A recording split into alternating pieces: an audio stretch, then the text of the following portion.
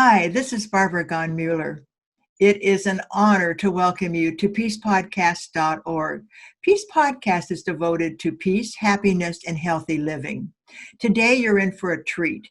We're going to talk with Honorable Douglas Roche. He's been a Canadian senator, member of parliament, an ambassador for disarmament, and also a visiting professor at the University of Alberta. He was elected chairman of the United Nations Disarmament Committee at the 43rd General Assembly in 1988 and an officer of the Order of Canada. Now, here's the part you're going to be amazed at. This is a man who wastes no time. He has authored 20 books, including How We Stopped Loving the Bomb. Wouldn't you just love to read that? His memoir, Creative Dissent, A Politician's Struggle for Peace. Just like we are all struggling for peace and the human right to peace. In his recent book, which is not that recent, I think 2015, The United Nations in the 21st Century. Douglas Roche, what an honor to welcome you to Peace Podcast. Thank you for joining us. Thank you, Barbara. It's a pleasure to see you again. Thank you. Well, you know, you're so optimistic. You've worked for peace for a long time, and your optimism stays with you, as well as writing about peace. I think you're writing right now about peace and the 75th anniversary of the United Nations. Am I right about that? Yes, I guess optimism must be in my DNA, Barbara, but it's not a mindless optimism, like hoping that the weather will be nice tomorrow. I can't do anything about it. I can do something, even though it's very small, minuscule compared to the efforts that are required. I can do something to help advance the agenda for peace that the United Nations gave birth to. We're now celebrating the 75th anniversary of the UN, and it's a wonderful moment to reflect on the fact that we have not had a world war in those 75 years. Now, it's true, we've had regional wars, and there's still conflict, there's still suffering, there's still poverty. But I think that if you look at virtually any metric by which we measure our human activity on the planet, say technology, industry, medicine, agriculture, any of these fields, we see that more people are getting more benefits from that field than ever before. So we ought not to succumb to the madness that we see around us. I am not oblivious or blind by any means to the terrible things that are happening in the world and the devastating low level of political leadership. But all that being said, I think that we have to keep our eye fixed on the goal. What is the goal? The goal is to live a life of nonviolence and sustainable peace. And the United Nations has given us the agenda for that. Oh, my goodness. Oh, my goodness. Well, you know, there's a theme that kind of runs through all of your 20 books, and that is hope, not fear. Put your actions where your heart is. But that hope, what gives you hope today? Well, of course, I consider hope a verb, not just a noun. I think that we have to activate instruments that can build the conditions for peace. And if you look at the United Nations, there's some, 20 or 25 agencies that cover the gamut of virtually all human activity, development, peacekeeping, and rights, and women's rights, and so on. I mean, it's just a long list. And so I find hope, and I try to give this to people when I lecture or when I write. I try to give them a hope that is based on what we have actually achieved so far. We have built a system, we have built institutions, and because there are problems, we ought not to throw the baby out with the bathwater. We have to reform, renew, and recommit, and particularly get enough money from the governments into the international systems so that there can be the programs carried out that can alleviate suffering and distress, and particularly at this juncture we're at now, Barbara, when I consider that the world is in a triple emergency, a triple emergency. We have to address at the same time three overwhelming, paramount problems that affect everybody on the planet, namely the climate, the global warming, the continued modernization of nuclear weapons, and now the COVID-19 pandemic, and which the COVID particularly has shown us how vulnerable we all are. We have to cooperate rather than confronting one another. And so the United Nations has given us the framework for that. And so why should we lose hope? Because there are problems. The people who brought about the end of apartheid or colonialism, I mean, they didn't lose hope when the going got rough. And we are at a huge transformation moment in world history with the ability to deal with the global problems through our communications, social media, and the education that we have. And so let's spend our time and energies building rather than lamenting. I love that. You remind me of my late husband, Dr. Robert Mueller, and you did write a book with him also. And every time I look at you and think of Robert, I think I'm looking at twins. You both had this same philosophy that optimism and work together and cooperation will bring the solutions that we need in this triple emergency. Well, I feel privileged to even have my name in the same sentence as Robert Mueller. Robert Mueller taught me so many things about life in the United Nations. He was a mentor to me, and also a very enjoyable mentor, I must say. When he played his harmonica in the Ode to Joy, I mean, who couldn't help but feeling good and hopeful when Robert was around? He was so hopeful. And I would be in the audience when he was making a speech, and he'd start his harmonica, that little 10-hole harmonica, and he'd play Ode to Joy. And all of a sudden, the audience's hearts were just bursting with possibilities and bursting with love. And you know, Douglas, I have put that Ode to Joy on peacepodcast.org. So anyone who would like to listen to Robert play the Ode to Joy, and let your heart be filled with the possibilities that we could have a joyful world, right, Douglas? Well, that's very interesting, to use the word joy in this connection.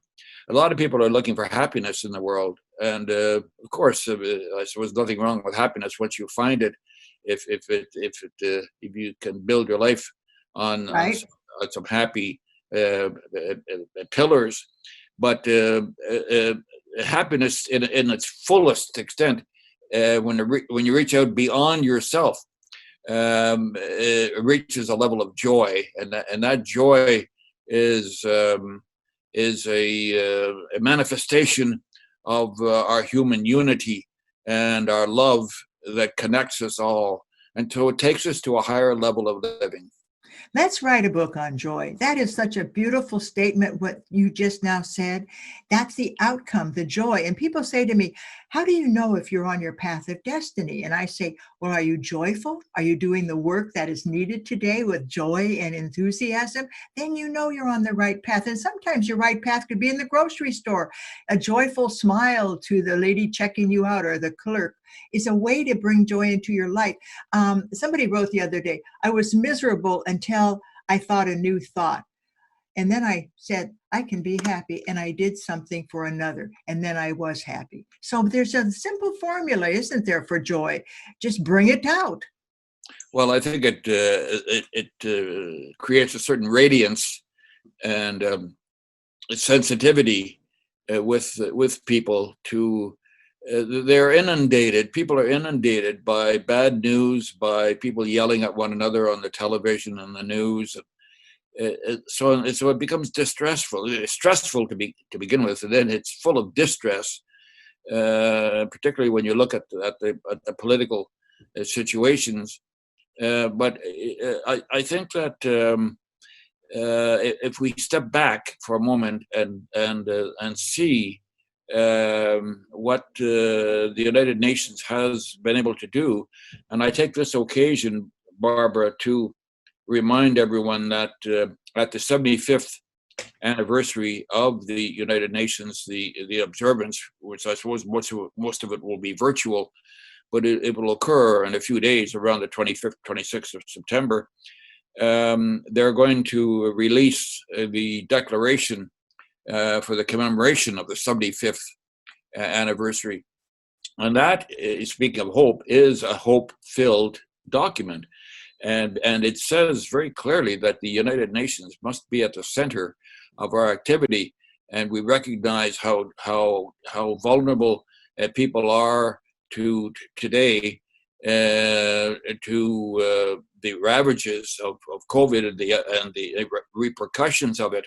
And that is all the more reason why we must put our resources and our strength to cooperate to alleviate the worst forms of poverty. And of course, that brings us directly to the Sustainable Development Goals, the 17 SDGs, 17 Sustainable Development Goals set up by the United Nations to take us to the year 2030 and raise the level of life generally for people who are most vulnerable. So that brings us to children, education, health conditions, maternal health, agriculture, water systems, all those things that are essential for people to live a life of decency. So in fulfilling all of that, we build the conditions for a sustainable peace. And in doing that, we have to examine how we're treating the planet and put in systems that will take out the excessive amount of carbon that we're now putting into the atmosphere and causing such devastation in the climate, in the storms and the floods that we're now experiencing. So life, Barbara, is a mixture of the good and the bad. And I'm not going to pretend for one moment that any of this is easy. But as I said a moment ago, we're at a transformation moment in world history, and we are challenged to lift ourselves up and to respond. And so that's what gets me out of bed in the morning, and a joyful spirit. Wow. Boy, the 75th anniversary has spurred on so many great things, the Sustainable Development Goals in particular. And I was just interviewing Rachel Pittman on this also, the Peace Podcast, and she was talking about we're entering a decade of action for the Sustainable Development Goals. The first 5 years, and you, as some of you may know, the Sustainable Development Goals were adopted in 2015. So we've had 5 years of awareness. Now, when we engineer the consent of the publics we count on, you start with awareness. Then you give them the information, which are the sustainable goals, the 17. Then you tell them what they can do. And as you look at what they can do to help those goals get implemented, you enter the decade of action. But here's the secret. In order for people to practice peace, you have to reward them for being peaceful. You have to give them some kind of feedback. Thank you, Douglas Roche, for being peaceful. Thank you, Douglas Roche, for writing The Struggle for Peace, A Politician's Struggle for Peace, or your most recent book, The United Nations. Honor those who are peaceful now, because that's how you begin to bring the world of mentors into our awareness. And it also helps you understand that peace is possible. And it begins with these beautiful people I have on my Peace Podcast. Right now, we're listening to Douglas Roche. And I'm going to tell you something. This man has won so many awards. It would take the next 15 minutes just to describe all the awards. Now, why was that?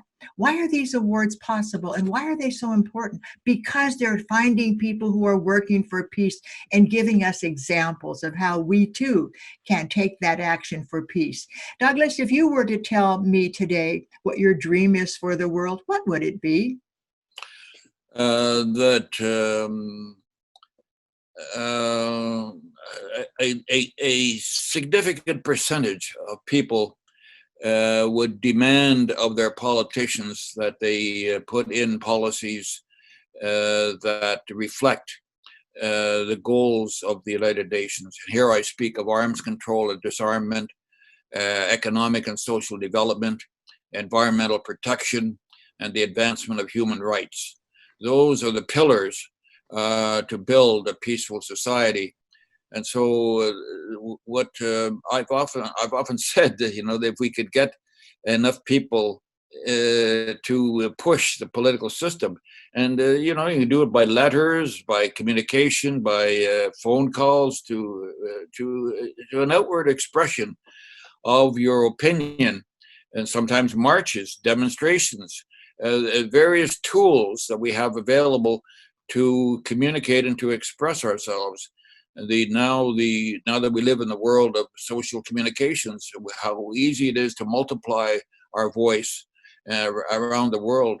And so I think that some of this is definitely happening now, but we need it. We need to, we see it in the demonstrations. Just recently in Washington, again against discrimination, racial discrimination, and that is one, and with other themes that need constantly to be addressed. So my hope and my goal is that a sufficient number of people will express themselves and make the political system respond to in the creation of policies that are aimed at helping the lives of people rather than preserving the wealth of the people who are already rich. Keeping the lives of our precious people on our planet healthy and joyful is my dream too. I want people to be able to wake up in the morning and say, now today's the day I'm going to work for peace, or today's the day. In fact, I read something, Robert would call it like it was. And you know what I read today? Robert wrote, "It's a sin not to work for peace." And I thought, wow, that's a Catholic for you. A sin not to work for peace. Well, maybe he was telling us that working for peace is something that will get us on a higher level in heaven. Who knows? Well, let's say that it's a great virtue in any event. It's a great virtue. Well, my dear, you are always so optimistic, so full of wisdom. And do you have a new book coming out? Oh, well, I'm always working on something, Barbara. Well, that's why you're so young. What happens over the next few months? Oh, and when's that coming out?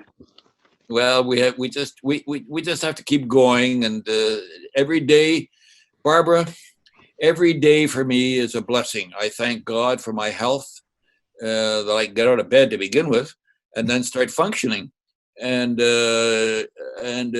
contribute in a very modest way. But in doing that, I feel that I'm paying a debt to society for taking up space on the planet, to try to give back a little bit of what I have received in my own health and ability to write and communicate. And so it's speaking of joy, to bring joy back in, it's a joy for me to be able to espouse and reach out and touch people with a message that peace is not only possible, but it's necessary, and we can do it. And this is a driving force in my life. It's a driving force in my life too. I love the word peace. And I wish we had more ways that everyone could just begin. And sometimes when I'm through on a telephone conversation, I don't say goodbye. I say, may peace be with you. Because to remind people that peace is possible.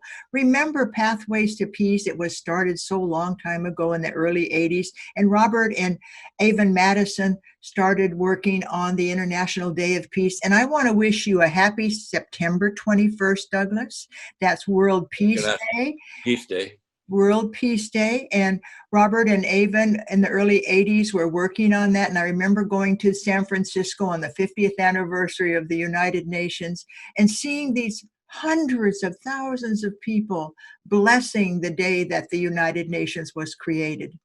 Well, that 50th anniversary was, I suppose it probably was the last occasion that I saw Robert Mueller. He gave a speech in San Francisco at a big dinner on the occasion of the 50th anniversary, and he galvanized people with the ideas that he put out himself.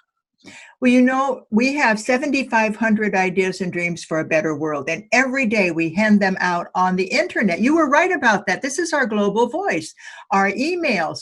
And instead of filling up your email box with things that don't really inspire you, go to goodmorningworld.org. And Robert's, every day we have, except Saturday and Sunday, but every day of the week, we have a message for you that Robert wrote.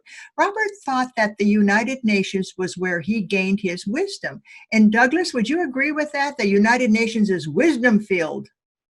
It's got every field of human activity, and also it uplifts. And when it says, we the peoples, determined to work to avoid again the scourge of war, and to uplift all our values and our social interaction. I mean, that it is.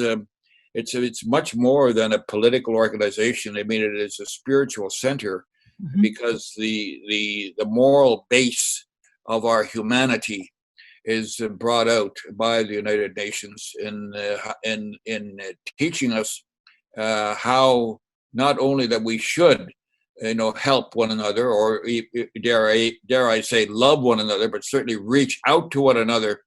But it shows us how to do it too. The spirit of the United Nations. You're the first person I've talked to in a long time that said it's almost like a spirituality. When you walk in there, you get this uplifted feeling, and you see all these people communicating and trying to make a world better for all.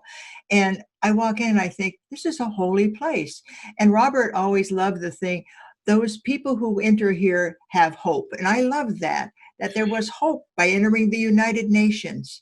There are many things to lament about the COVID-19 virus and what it's done to our society, and many people are suffering. So I personally ought not to complain, but I do miss going to the United Nations. I do miss going into the building in New York or in Geneva or in Vienna.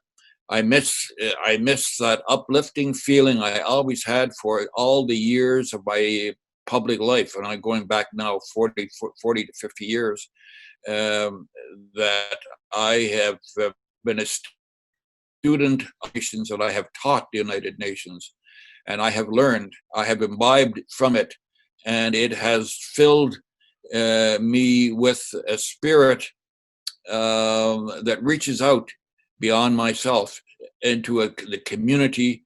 We used to say the community of man, or so the community of humanity, all of humanity. When you look on a full day, when it's crowded in the General Assembly, and each country, each of the 193 countries has a desk with 6 seats at it. So total number of people is substantial. And when you look at it all in a full day, you see the faces of the modern world. And you see there the diversity of humanity, and how that in this diversity that there is a unity, and we have to find it, build it, and protect it. Wow! Find it, build it, and protect it. Protect the unity that the United Nations was founded on, and to avoid the scourge of war. And with those words, I'm going to thank Douglas Roche. Douglas Roche has been a friend since I've been married to Robert, and that happened in the early 90s. And he's just been in my life for all this time. And I am so blessed. And I hope you also will go on Amazon and buy one of his books. Read the inspiration that motivated him to spend his life working for peace. Douglas, do you have a last word for us today? Well, I wish everyone a happy 75th anniversary of the United Nations, and hope that all the problems of the world that we have notwithstanding, that we can find some joy and peace in one another as we go forward. What a beautiful way to end our recording with Douglas Roche. To find our peace together, to live in harmony and love. It sounds so simple. Why can't we do it? Well, we can. While you watch Peace Podcast, you get motivated to do something a little more. And if you need music to get you going, go to my blog on peacepodcast.org and listen to Robert. Douglas, thank you. Thank you, Barbara. As always, it's an honor. And I hope that you will tell your friends, pay attention. How can you bring peace into your daily life? Peace is good for you. Look at Douglas. I'm going to tell you a little secret. He's over 90. He doesn't look it. He doesn't act it. And he hasn't woke up any morning that didn't say, thank you, God, I'm here and I'm getting better and better. And I think there's something about the joy of just being alive. And take that joy and work for peace and spread it to the world. God bless you.